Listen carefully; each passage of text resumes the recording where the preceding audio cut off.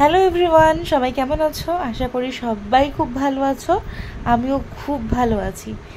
আগের ভিডিওটা এখানেই শেষ হয়েছিল, মানে এর একটু আগে পাহাড়ের রাস্তা আর এই চা বাগান দেখতে দেখতে আজ আবার এখান থেকেই শুরু করলাম নতুন ভিডিও। দেখতে থাকো আর সাথে থাকো। দারুণ দারুণ ভিডিও আসছে আর দারুণ দারুণ দৃশ্য তোমাদের চোখের সামনে আমি আনতে চলেছি। যেটুখানি পেরেছি আমি আমার ক্যামেরায় বন্দি করার চেষ্টা করেছি। দেখো চারিদিকটা তখনও কুয়াশায় ভরা। হ্যাঁ, এগুলো কুয়াশা, এগুলো মেঘ নয়, কারণ আমরা এখনও খুব বেশি ওপরে উঠিনি, ঠিক আছে? তো এই দেখতে দেখতে এখন যাচ্ছি, সবাই মিলে দেখতে দেখতে আড্ডা মারতে মারতে গল্প করতে করতে সবাই যাচ্ছি। আর গান শুনছিলাম। গানটা এখানে দিতে পারিনি কারণ কপিরাইট ক্লেম চলে আসবে বলে। ওই দূরে একটা পাহাড় দেখা গেল। এখন থেকেই মনে হচ্ছে যে পাহাড়ের সুখ শুরু। চোখ ভরে দেখেছি যেটুখানি পেরেছি, সবটুকু স্মৃতি অ্যাবজর্ব করেছি। যা যা পেরেছি আমি চেষ্টা করেছি তোমাদের জন্য ক্যামেরা বন্দি করতে। তবে যেটা চোখ দিয়ে দেখা যায় সেটা না ক্যামেরা বন্দি করা সেরকমভাবে সম্ভব নয়।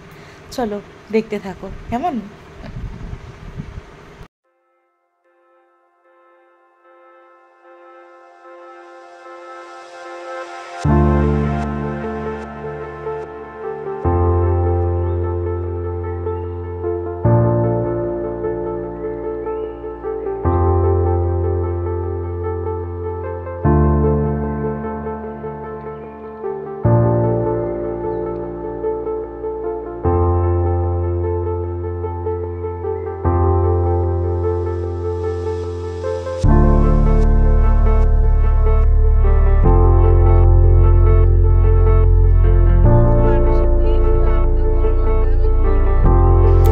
আমাদের না গাড়িটা একটু থামালাম, কারণ সবাই একটু ওয়াশরুম যাবে, একটু ফ্রেশ হবে, কারণ স্টেশনে তো সেরকমভাবে কোথাও ফ্রেশ হতে পারিনি আমরা কেউ।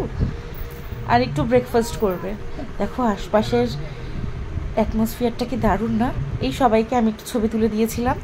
আমার ছবিগুলো মাম তুলে দিয়েছিল। তারপরেই আছে মাম বাবাইয়ের একটা রোম্যান্টিক ছবি। মামকে বললাম, মাম এই পোজে দাঁড়াও, পাহাড়টা দারুণ আসছে। বাবাইকেও তুলে দিয়েছি। তারপরে টুকটাক খেলাম, পরোটা আর ঘুগনি ছিল। তারপরে এই ছবিগুলো তুললাম, কারণ এই আগের ফুলটার ছবি আমি কোনোদিন দেখিনি। আমরা যেই জায়গাটায় ব্রেকফাস্ট করলাম সেই জায়গাটার নাম হচ্ছে রোহিণী। দেখো আশেপাশের পরিবেশটা কি দারুণ না? আমাদের সবাইকে বলছি যারা আসবে চটকপুর ঘুরতে তারা অন্তত এই রোহিণীতে এসে কিছুক্ষণের জন্য হলেও স্টে করো।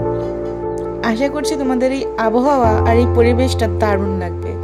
পারলে একবার ভিজিট অবশ্যই করো।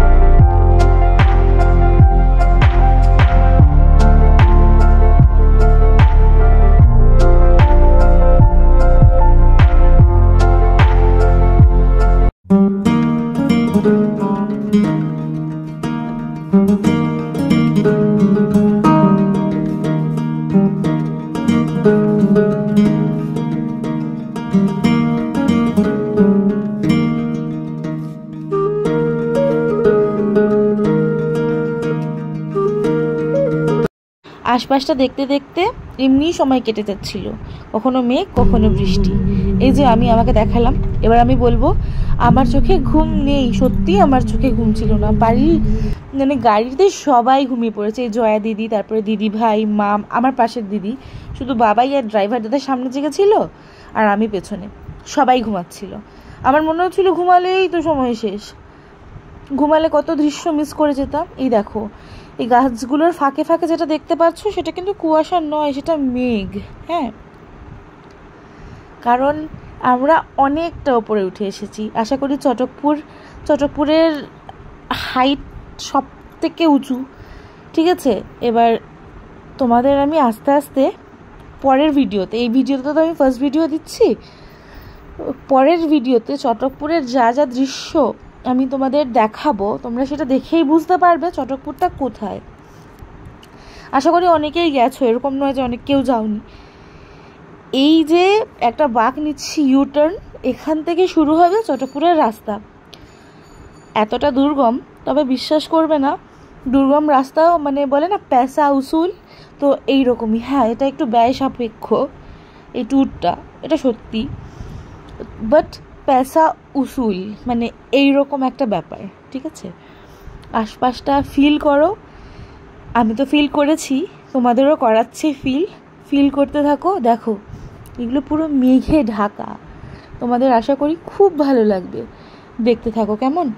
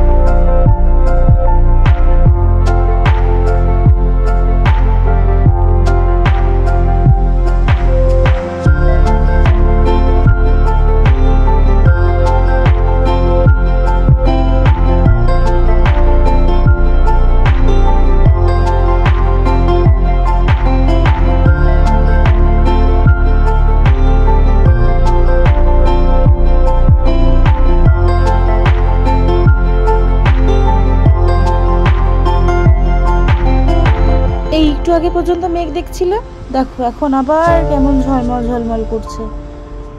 পাহাড়ের মুডটাই মনে হয় আমার মতো, যখন তখন সুইং করে।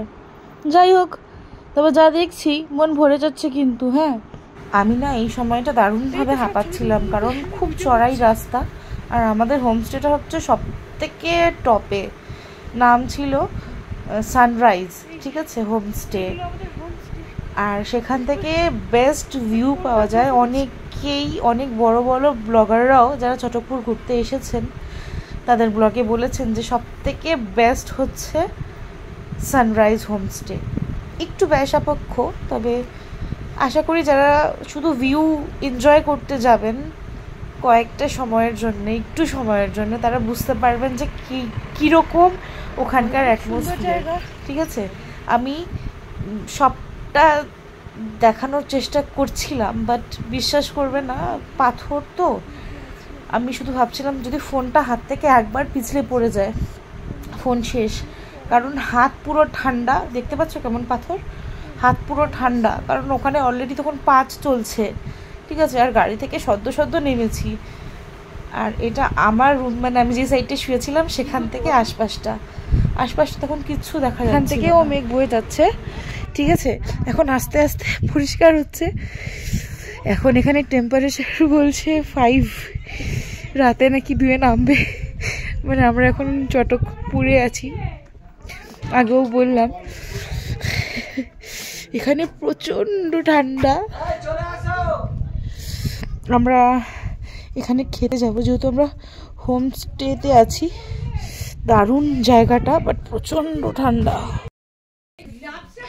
ওই যে দূরে মেঘ বয়ে যাচ্ছে, আমাদের এখান থেকেও মেঘ বইছিল, মানে আমরা লনে দাঁড়িয়ে মেঘ ছুঁতে পারছি বলতে গেলে। দারুণ জায়গা, দারুণ এক্সপিরিয়েন্স। দার্জিলিং গেছি, বাট এত কাছ থেকে কখনো বলবো না। তখন আমি ক্লাস 9-10-এ পড়ি, তখন গেছিলাম দার্জিলিংয়ে। এই যে একদম কাছ থেকে, মানে এই একটু আগে ওই দিকটা দেখা যাচ্ছিল, মানে এর আগের যেই ক্লিপটার মধ্যে দেখালাম, এখন দেখো আবার ঢেকে যাচ্ছে। ঠিক আছে, দারুণ একটা ওয়েদার, দারুণ ওয়েদার। সেই সময় কিছু স্টিল ফটোগ্রাফ নিয়েছিলাম তোমাদের দেখানোর জন্য। দেখো এই দেখা গেল, এই ঢেকে গেল, কি দারুণ লাগছিল না তখন, কি বলবো। তো চলো আজকে আমি ভিডিওটা রাতের চটকপুরের দৃশ্য দিয়েই, মানে আমাদের হোমস্টের দৃশ্য দিয়ে শেষ করছি। আরও দারুণ দারুণ ভিডিও আসছে, পাশে থেকো, সাথে থেকো। আর ছেড়ে যাওয়ার আগে লাইক, সাবস্ক্রাইব অ্যান্ড কমেন্ট করতে ভুলো না। হ্যাঁ, দারুণ দারুণ ভিডিও কিন্তু আসছে, প্রমিস করছি, কেউ আপসেট হবে না। টাটা।